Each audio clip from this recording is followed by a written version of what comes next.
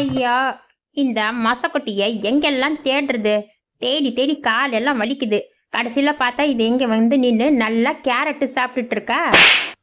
டா கருவாயா, இது உன்னோட மொசக்குட்டியா? ஆமா, அந்த கோழி யாரோடது? அண்ணே, இந்த கோழி எல்லாம் என்னோட கோழி இல்ல. இந்த மொசக்குட்டி தான் தேடிட்டு வந்தேன். என் மொசக்குட்டி கொஞ்சம் சின்னதா இருந்துச்சு. இது பார்த்தா கொஞ்சம் பெருசா இருக்கு. ஒருவேளை கேரட் சாப்பிட்டு சாப்பிட்டு குண்டா இருக்குமா? டா கருவாயா, நானே இன்னைக்கு ஒரு கோழி அடிச்சு நல்லா மிளகு தூக்கலா போட்டு பெப்பர் ஃப்ரை பண்ணி சாப்பிடலான்னு இருந்தேன்டா. உடம்பெல்லாம் ஒரே வலி. பெப்பர் ஃப்ரையும் ரசமும் வச்சு சோறு சாப்பிட்டோன்னு வெய்ய அப்படியே சொல்லாம நல்லா உள்ள போயிட்டே இருக்கும். கோழியை வாங்கலான்னா காசே இல்லடா. கடவுளா பார்த்து இந்த கோழியை என் வீட்டுக்கு அனுப்பி வச்சிருக்காரு. இந்த கோழிய குக்கர்ல போட்டுட வேண்டியதுதான். ஏங்க, இது யார் வீட்டு கோழி என்னமோ இங்க வந்து மேய்ஞ்சிட்டு இருக்கு. அது யார் வீட்டு கோழின்னு விசாரிச்சு அந்த கோழியை கொடுக்காம இப்படி குக்கர்ல போட்டு சாப்பிடுவீங்கன்னு சொல்றீங்களே. ஆமாண்டி, நீ சொல்றது ரொம்ப கரெக்டு. கோழிய குக்கர்ல போட்டு குக் பண்ணா டேஸ்ட் நல்லாவே இருக்காது. நீ சட்டியில போட்டு நல்ல கோழிய வறுத்து குட்ரி, நான் சாப்பிட்றேன். இந்த மொசக்குட்டிய பார்த்தா என்னோட மொசக்குட்டி மாதிரி தான் தெரியுது. சரி, நீங்க கோழியை எடுத்துக்கோங்க, நான் இந்த மொசக்குட்டியை எடுத்துட்டு போறேன். சேகரு, நான் ஒரு கருப்பு கோழியையும் மொசக்குட்டியும் இங்க வாங்கி வச்சுட்டு போனேன்டா. வந்து பார்த்தா காணோம். நீ எங்கேயாவது பாத்தியா? அது வந்து அத்தை, இந்தாடி வாய மூட்ரி. ஆத்தா, நான் எந்த கோழியையும் பார்க்கல, குரங்கையும் பார்க்கல. நீ எங்க விட்டியோ அங்க போய் நல்லா தேடு பாரு ஆத்தா. நான் இங்க தாண்டா விட்டுட்டு போனேன். இங்க தேடாம என்ன பக்கத்து வீட்லயே போய் கேட்க முடியும்? ஆமா, கோழியையும் முயலையும் என்னடா பண்ணீங்க? ஆத்தா, நான் கோழியையே பார்க்கலன்னு சொல்றேன். நீ வேற வந்து என்னடா பண்ணீங்கன்னா என்ன சொல்ல முடியும்? எனக்கு அதெல்லாம் ஒன்றும் தெரியாது ஆத்தா. நான் போய் தூங்குறேன், எனக்கு தூக்கமா வருது. அத்தை, இவரு பொய் சொல்றாரு. நான் தான் இவருக்கு அந்த கோழிய மிளகு நல்லெண்ணெய் போட்டு நல்லா வறுத்து கொடுத்தேன். இப்பதான் சாப்பிட்டுட்டு தூங்க போயிட்டு இருக்காரு. அது உங்க கோழின்னு எனக்கு தெரியாது அத்தை. நான் வேணான்னு தான் சொன்னேன். ஆனா இவர் தான் கேட்கல. இவர் தான் அந்த கோழிய வறுத்து கொடுன்னு சொன்னாரு. ஏண்டா, வீட்டுக்கு முன்னாடி எது இருந்தாலும் வறுத்து சாப்பிட்டுக்குவியா? என்ன ஏதுன்னு ஒரு வார்த்தை கேட்க மாட்டியா? இந்த பாரு ஆத்தா, நான் மட்டும் ஒன்று வறுத்து சாப்பிடல. உனக்கு ஒரு 4 பீஸ் வச்சிருக்கேன். நீயும் அப்படியே அந்த 4 பீஸை சாதத்துல போட்டு பிசைஞ்சு சாப்பிட்டு பாரு.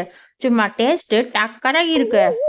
ஏண்டா, நான் அந்த கோழிய சேட்டுக்கு சமைச்சு கொடுக்கணும்னு கொண்டு வந்தேன். நீ என்னடானா அந்த கோழிய சமைச்சு சாப்பிட்டுட்டு வெறும் 4 பீஸ் வச்சிருக்க. ஆத்தா, நான் இதை உன்கிட்ட கொஞ்சம் கூட எதிர்பார்க்கல ஆத்தா. ஏன் ஐயனுக்கு துரோகம் பண்றதுக்கு உனக்கு எப்படி ஆத்தா மனசு வந்துச்சு? இந்த வயசுல உனக்கு இந்த சேட்டு பைய சவகாசம் தேவையா? ஏதோ எங்களுக்காண்டி வாங்கிட்டு வந்தேன்னு சொல்லியிருந்தா கூட என் மனசு குளிர்ந்து போயிருக்கும். கேவலம் அந்த சேட்டு பயலுக்கு போய் வாங்கிட்டு வந்தேன்னு சொல்றியாத்தா? அதான் என்னால தாங்க முடியலாத்தா. டே லூசு பயல, உன்னை உன் பொண்டாட்டி அடிக்கிறதுல தப்பே இல்லடா. அந்த சேட்டு பைய பொண்டாட்டி ஊருக்கு போயிருக்காளாம். அதனால நாட்டுக்கோழிய சமைச்சு கொடுக்க சொன்னான். அப்புறம் அவன் சொட்ட மண்டையில முடி வளரணும்னா யாரோ முயல் குட்டியோட ரத்தத்தை மண்டையில தடவுனா முடி வளரும்னு சொன்னாங்களாம். அதனால ஒரு முயலும் கேட்டிருந்தான். இதெல்லாம் நான் சும்மா பண்ணலடா. அவன் 2000 ரூபாய் கொடுத்தான். நான் கோழியையும் முயலையும் 500 ரூபாய்க்கு தான் வாங்கினேன். எப்படி பார்த்தாலும் எனக்கு ஒரு 1500 ரூபாய் லாபம்டா. ஏண்டா, வீட்டில் சும்மா இருந்தா யாரா எனக்கு காசு கொடுப்பாங்க? ஆமா, இப்போ அந்த சேட்டு வந்து கேட்டா நான் என்னத்தடா கொடுக்கறது? எல்லாம் சாப்பிட்டுட்டு ஒரு 4 பீஸ் வச்சிருக்க. அப்புறம் அந்த முயல் குட்டி எங்கடா? அதையும் சாப்பிட்டு தொலைச்சிட்டியா? நீ சேட்டுக்காக முயலும் கோழியும் வாங்கி வைக்கிறேன்னு என்கிட்ட ஒரு வார்த்தை சொல்லியிருந்தா நான் அதை தொட்டிருக்க மாட்டேன்.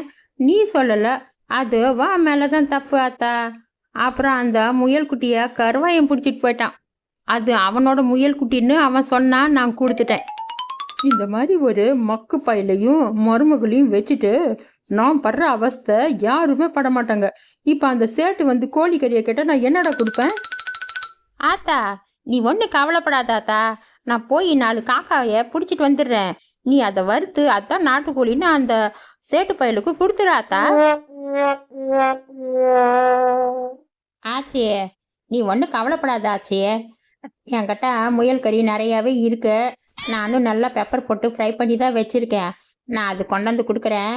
அதுதான் நாட்டுக்கோழின்னு சொல்லி அந்த சேட்டு பயலுக்கிட்ட கொடுத்துரு ஆச்சியே. ஏண்டா நாட்டுக்கோழிக்கும் முயல் கறிக்கும் அந்த சேட்டு பயலுக்கு வித்தியாசம் தெரியாமலா போயிடும்? ஏன்டா எல்லாரும் சேர்த்து இப்படி என்ன வம்புல மாட்டி விடுறீங்க?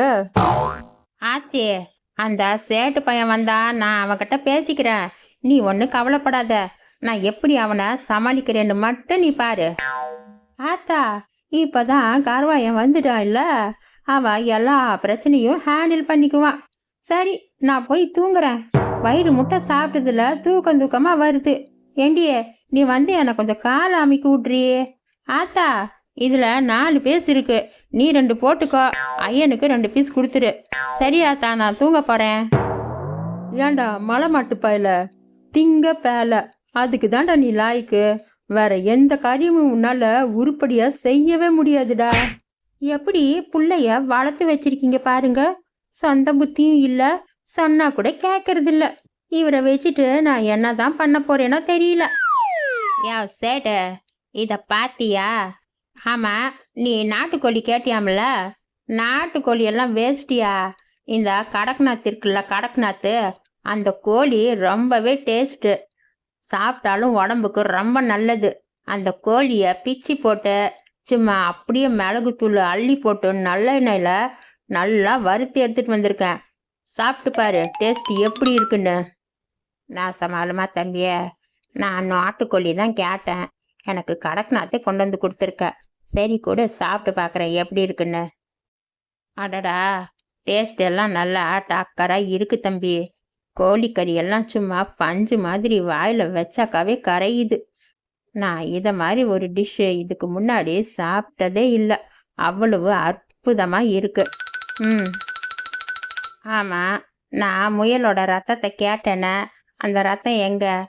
இப்போ நீ அந்த ரத்தத்தை கொடுத்தா நான் போய் தலையில் தடவிட்டு நல்லா தூங்கிடுவேன். என்னது, முயலோட ரத்தமா? அதை கருவாயங்கிட்ட தான் கேட்கணும். அவன் தான் ரெடி பண்ணி கொண்டு வந்து கொடுக்குறேன்னு சொன்னான். டே கருவாயா, ஐயா முயலோட ரத்தத்தை கேட்குறாரு, நீ கொண்டு வந்து குடுறா. ஐயா, உங்களுக்கு முயலோட ரத்தத்தை மண்டையில் தேய்ச்சா முடி வளரும்னு யாருங்கய்யா சொன்னது? யாரோ சொன்னாங்க, எனக்கு சரியா ஞாபகம் இல்லை. என் மண்டையில் தான் முடியே இல்லையே, அதான் கொஞ்சம் முயலோட ரத்தத்தை தேய்ச்சி பார்க்கலான்னு கேட்டேன். நீ கொண்டாந்து கூட நான் தேய்ச்சி பார்க்குறேன். ஒரு வேளை முடி வந்துட்டா எனக்கு ரொம்ப சந்தோஷமாக இருக்கும். ஐயா, உங்ககிட்ட யாரோ நல்லா டூப்பு விட்டுருக்காங்க. முயல் ரத்தத்தை மண்டையில் தடவுனா முடி வளருமா? அதெல்லாம் உண்மையாக இருந்தா இந்த நாட்டில் ஒருத்தன் கூட சொட்டையாகவே இருந்திருக்க மாட்டான். உங்களுக்கு தெரியுமா? முயல் ரத்தத்துக்கு பதிலாக முதல்ல ரத்தம் தடவி பாருங்க. ஒரு வேளை உங்களுக்கு முடி வளர்ந்தாலும் வளரும். ஆனால் அதெல்லாம் ரொம்ப காஸ்ட்லி. அதுக்கெல்லாம் நீங்கள் பணம் செலவு பண்ணுவீங்களா?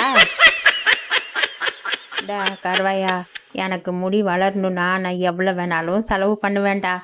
பணத்தை பற்றியெல்லாம் நீ ஒன்றும் கவலைப்படாத. நீ முதல்ல ரத்தத்தை ஏற்பாடு பண்ணுடா, அதையும் நான் தடவி பார்த்துடுறேன். ஐயா, அந்த முதல்ல ரத்தம் கிடைக்கிறது அவ்வளவு சாதாரண விஷயம் இல்லை. அதுக்கெல்லாம் காசு நிறைய செலவாகும். 5000 10,000 ரூபான்னு செலவாகும். நீங்கள் கொடுக்கறதுக்கு ரெடியா? கண்டிப்பா தம்பி, என் முடிக்காக நான் எவ்வளோ வேணாலும் செலவு பண்ணுவேன். காசை பற்றியெல்லாம் நீ ஒன்றும் கவலைப்படாத. நீ உடனே முதல்ல ரத்தத்தை ஏற்பாடு பண்ணு. டே கருவாயா, பரவாயில்லடா, நீ நல்லா புத்திசாலித்தனமா பேசி அந்த சேட்டை அனுப்பிட்ட.